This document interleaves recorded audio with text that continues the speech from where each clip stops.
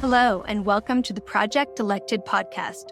Project Elect is a nonpartisan nonprofit whose goal is pretty simple. We want to get more Latter-day Saint women involved in public service. On this podcast, we interview amazing Latter-day Saint women who are involved in public service. Hi, my name is Audrey Perry-Martin. I'm the founder of Project Elect and the host of this podcast. Welcome. We have such a fun podcast for you all today. I am here with Patty Kubeja. She is a Kane County Commissioner, and she is actually on a county commission that is comprised completely of women, which is a tradition in Kane County. So we are going to talk a little bit about that, as well as Patty and her work as a county commissioner and her election and all that good stuff we always cover. So Patty, thank you so much for being here. Would you just introduce yourself a little bit and tell us a little bit about your journey into public office and how you got here? Well, I've been a resident of Kane County for almost 10 years. I moved here after I retired from the military as a lieutenant colonel. I had no intentions of getting into politics, but that's how life is sometimes. So I was enjoying retirement, and a couple people kept telling me I should run for office. I wasn't really happy with some of the decisions that were being made, so I decided to jump in, having no idea what I was doing. A little bit of background. I did spend 27 years in the military doing various things, traveling the world, and was enjoying living in Kane County and the beauties that are down here. So I guess I've been in public service in the military. This is definitely different. So I'm used to serving, used to doing hard things. It was a pretty rough election. I was running against the incumbent. Longtime resident. I was an unknown. Beat him in the first election in June. He filed as a write and ran against me again. I beat him again in November. And here I am. Wow. That's incredible that you had to run against the same person twice in basically one election. It was pretty stressful.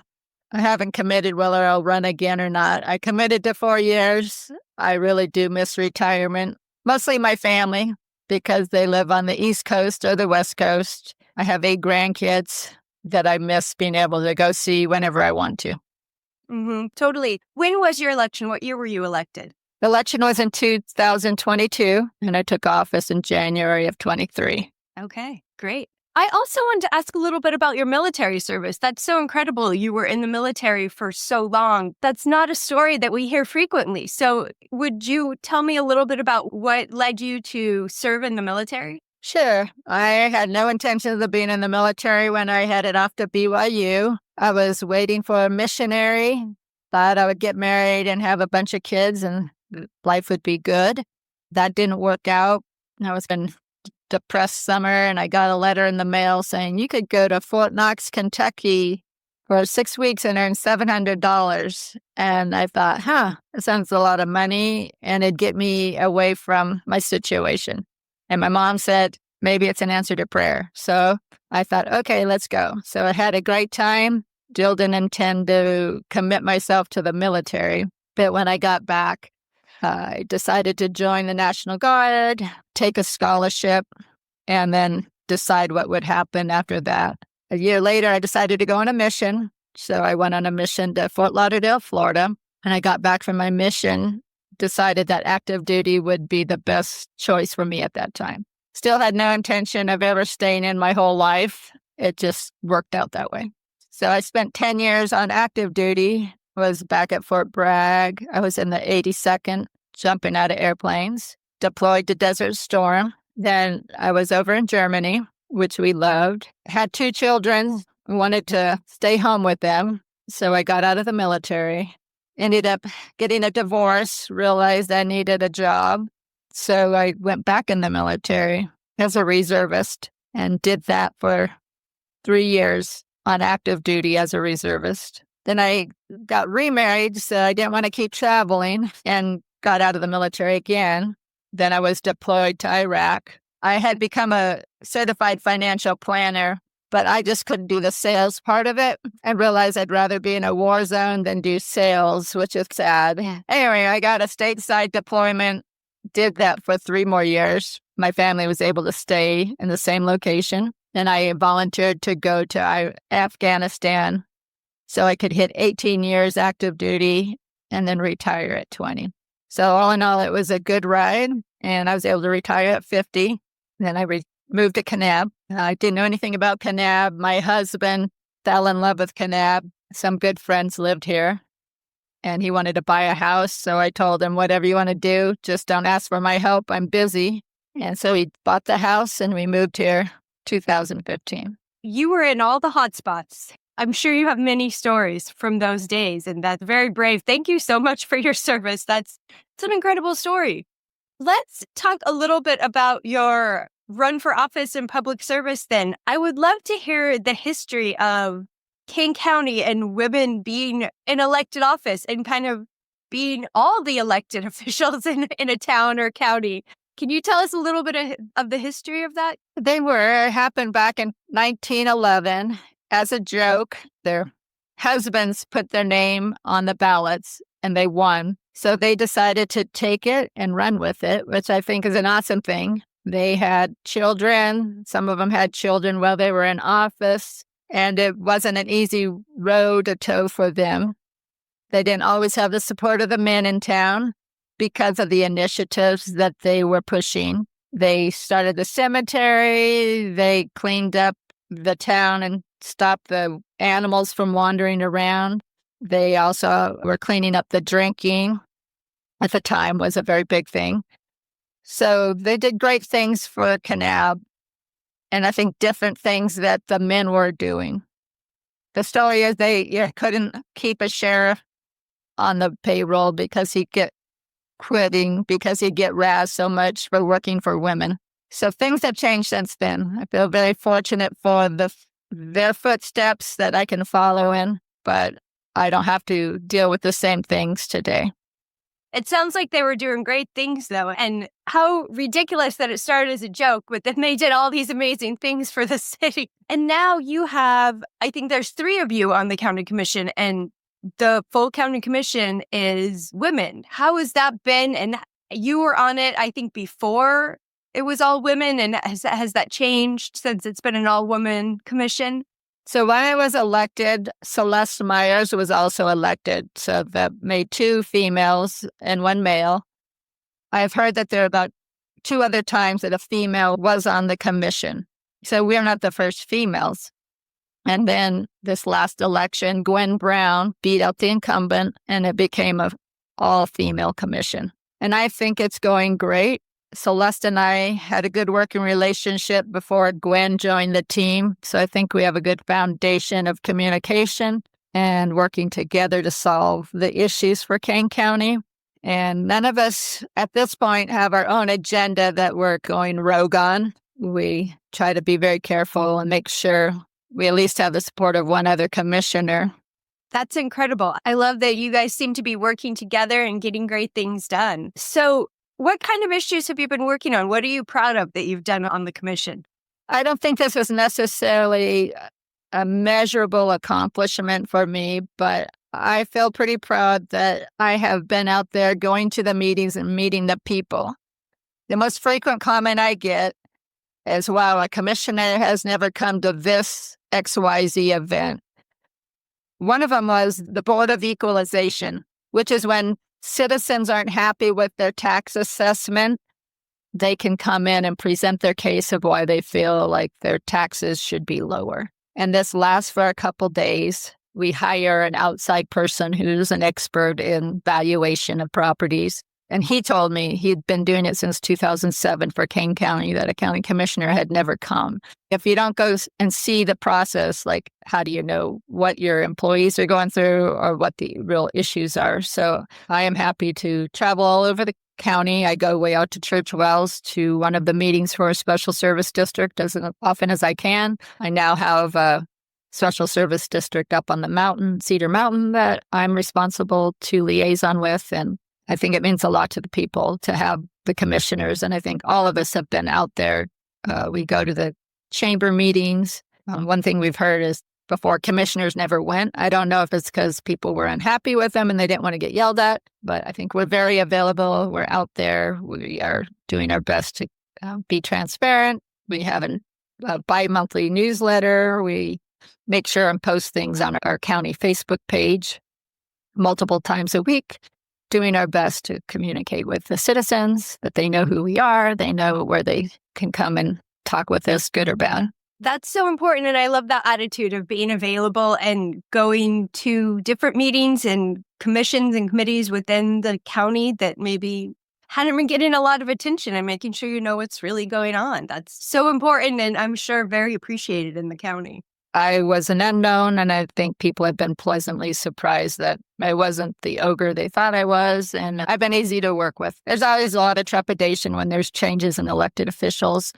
Commissioners come and go. We've, for some reason, developed a bad reputation, at least in Kane County. And I don't know why that is, but we're trying to change that. So people aren't afraid to see us walk in their office. That's great. You mentioned your campaigning and how you ran twice against the same person, and a little bit about maybe how you were an unknown. Did you face a lot of negativity in your campaigning, and how did you deal with that?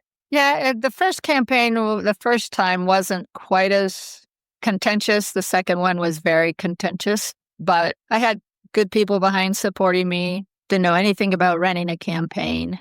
Probably would do it differently if there's a second time around, but we're grateful for those who were supporting me and wanted to see change. That was, I guess, those behind me were the ones that weren't happy with some of the decisions that were being made by the current commission. And right now, I have to put it all behind me, because then all of a sudden I'm having to go to meetings and work with people who maybe said not so nice things about me on Facebook or in the newspaper or whatever. I've just tried to put it out of my mind and have a fresh start, and people are coming around. So I think that's a success. That's great. That's a great approach to it. And I would imagine your time in the military has made you pretty able to handle everything. I campaigned on that I could do hard things because I jumped out of airplanes. So I have to tell myself that. Maybe I felt like quitting and this isn't what I really want. Like, I told them I could do hard things. So I got to carry through with my promise of doing hard things. Yeah, absolutely. And it sounds like you really have. When you ran for office, it sounds like you were recruited and people were asking you to run. Did you have any sort of experiences where your faith came into play, where you felt like this was the right thing to do? And how has your faith played into your desire to be a public servant? I definitely prayed about it, talked to my husband about it, because it's not just affecting me. I'm gone a lot. Sometimes he'll go with me when I have to drive out to meetings, which is nice, and I appreciate his support. And even my family, they don't get to see me as much, or when I am there, I'm not always present. Like, I have meetings to go hop on. It's nice that I can. It's a part-time job. I say it's full-time job for part-time pay. So I'm not expected to be there 9 to 5 every single day, but I have meetings at night, and some days are long. Yeah, once in a while I'll have a day that's a little lighter, but I think all of my family's there to support me. And I feel bad because I'm not always, I can be there, but sometimes I have to go jump on a meeting, or I'm on my phone and a little distracted. So that's the part I missed retirement, when I didn't have any other stresses. But I definitely felt like it was the right thing to do. And that's what I needed to do right now. I do feel like I wouldn't have probably won the election if I didn't have the military background. Some people had told me, I voted for you because of your military, even if they knew the other candidate for many years. So thinking back on my life and what took me in, I didn't ever plan on being in the military. That wasn't my life goal, but I think it prepared me for this job. And maybe in the end, that's one of the reasons I was in the military. I thought maybe it's for different reasons, but in the end, I know that I'm pretty sure that I would not have won the election if I didn't have the military experience, or have the confidence even with all the leadership opportunities in the military. And, even now, my faith plays a role in trying to pray about decisions that are made, because we had one that was really hard just recently. Our county attorney was picked up to be a judge. So we had a vacancy, and we have a deputy. It was the county commission's responsibility to choose a replacement until election can be held. And it's a small town. There's lots of opinion. I'm trying to really just figure out who was best for the job at this time, and maybe not necessarily what I wanted, what was best for the county. And I really struggled with that. And I didn't necessarily feel like I got a direct answer from God, like this is the right answer. Like, I still think about it. Did I make the right decision? But I'm grateful that I have that faith to rely on when I have to make those hard decisions, and use it in my everyday life, everyday choices. Thank you. Thank you for sharing that. So what advice would you give to women who are thinking about entering public service and who are thinking about running for office? Do you have any good advice for them?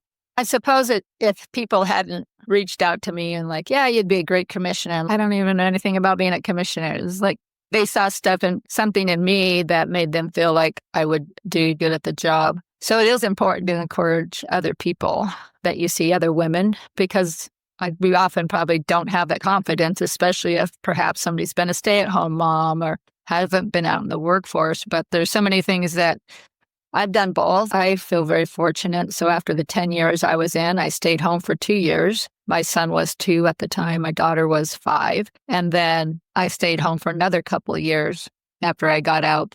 So I've seen both sides, and I've seen the arguments of it's harder for the stay-at-home mom or it's harder for the mom that goes to work. I thought I was very patient when I worked every day, but then when I had to be home with my kids, I realized maybe I'm not as patient when I can't just drop them off at the babysitter. There's difficulties on both sides, but the skills you learn, even if you stay home, you're managing so many things, the things you do at church, the things you do in your community. So I would say the advice is to get involved at whatever level, like whether it's a club that you like, a quilting guild, or that starts giving you the experience and maybe the confidence. It's a big sacrifice. And so I know Utah's on maybe lower on statistical of women in politics, but sometimes I don't necessarily agree with the rhetoric of the women are not treated as fairly in Utah, because you look at Kanab and Kane County, we have women, like the opportunities there, but I think what they do as a mother and for their families there's no price to be put on that. So we have so many wonderful people in Utah.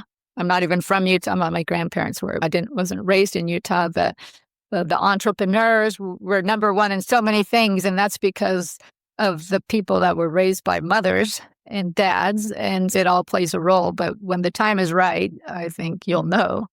And it's a big sacrifice, so it's not an easy decision to try to convince somebody to run for office. You take a lot of negativity. You have to try to let it roll off your back like a water on a duck. Like you can't hold on to it.